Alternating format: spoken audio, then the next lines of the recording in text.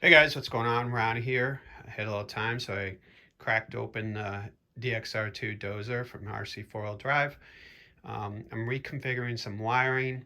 I'll be programming my transmitter so the right stick's controlling the drive tracks mix channels. The left stick will be controlling the blade options and ripper and whatnot, or the switches.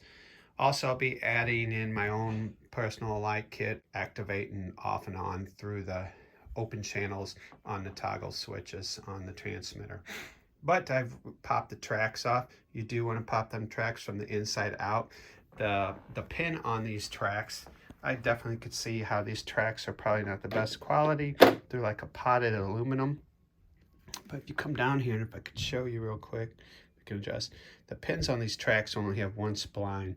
It gets punched in through the outside of the track inward towards the dozer. So we're removing it, pop it backwards, and that spline comes out on one side. Otherwise, you'll just be driving it all the way through the track itself.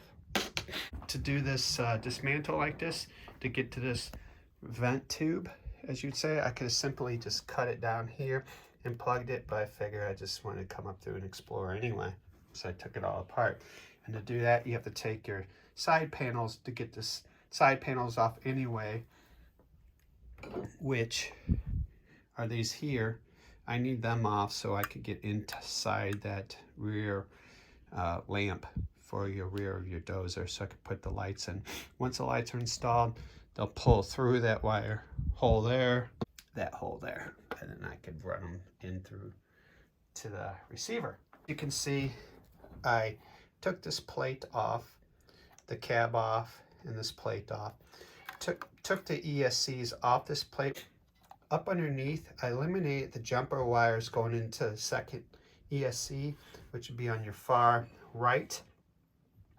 And I tied in the positive and negative wires into the same wire harness connector into this ESC, which is why have jumpers running into that ESC when you could just jump the two together in the same connector. So that I understand the point of this, so you have an extra source of power connecting if like for your sound unit that connect into those two wires. If you guys explain it, I'm not going to take this apart and show you, but you can also do other ways to connect it in, like off this battery lead or on inside this battery lead. But anyway, this doing it this way allows us two SCs to have enough wiring, to one on left and one on right.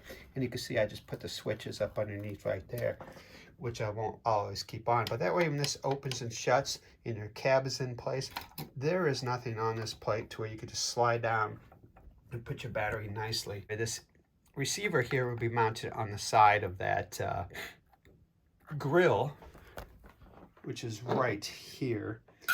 And I'm not going to worry about that just yet, because as you can see, I'll be reconfiguring these channels. So you have your two, which are just your ESCs. One's probably powering the drive wheels. Other one's going to be powering the brushless pump for your hydraulics. And that one is on the back, located there. That big dog in there. As far as what I had to tighten on this unit, this zip tie is just holding that lid up while I was originally working on it with the cab. That was before I took the cab off, so I didn't have to worry about that top plate falling down. But what I did at the very beginning was I went through and was just pulling around and examining all the moving components.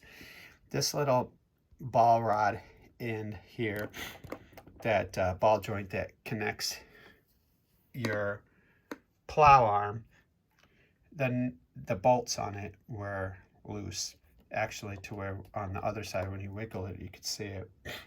So I started off there by taking these four out here, pull one arm off at a time, go in there, remove that bolt, Loctite it, bring it back in, and then do the opposite end far corner, just like you would a wheel, diagonally across from each other.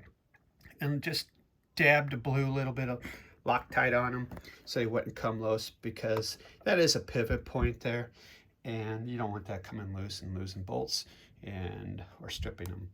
And when I put this back on, I had greased the inside of this fitting in here. That ball rests inside of like a crescent shaped fitting. So when I pressed it in, the grease just kind of came, waterproof grease came out a little bit, and then I just mounted that down as well with a little bit of blue thread lock on these. And then coming inside here, putting this bar in for adjusting your blade. I centered it out to make sure if there's any adjustments. It was pretty darn close, but I had to turn it in like just a couple times, so that way I could get this blade centered equally on either side of the machine, so your hydraulics are more equally pushed down.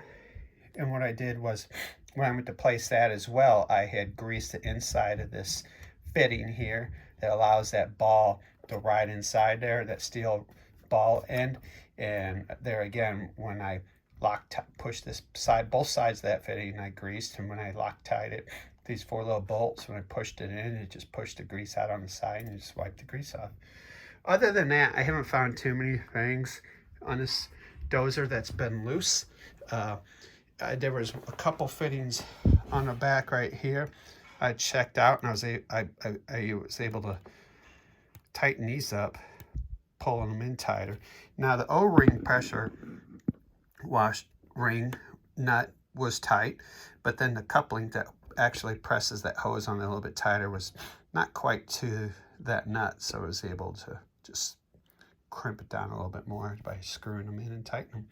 I did put on the ripper as it's set in here. Just got set at the low setting. I haven't even turned this thing on because I knew I'm going to do this anyway, and might as well do it now.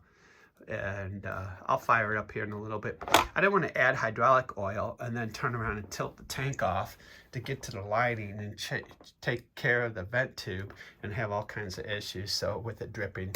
So I just kept it bone dry and took it all apart. Everything inside looks really well wired, and I don't see any visible issues.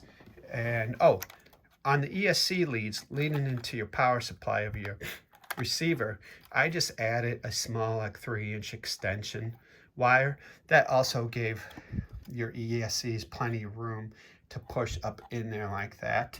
Otherwise the wires would be a little bit tight on the power lead, and there was no reason for that, so I just did that. That way there's play in here. As you can see, there's the little extra leads I put in there. But anyway, this will give me access here to my lights and into my channels to run through toggles for like my front lights, driver's lights, maybe cab lights.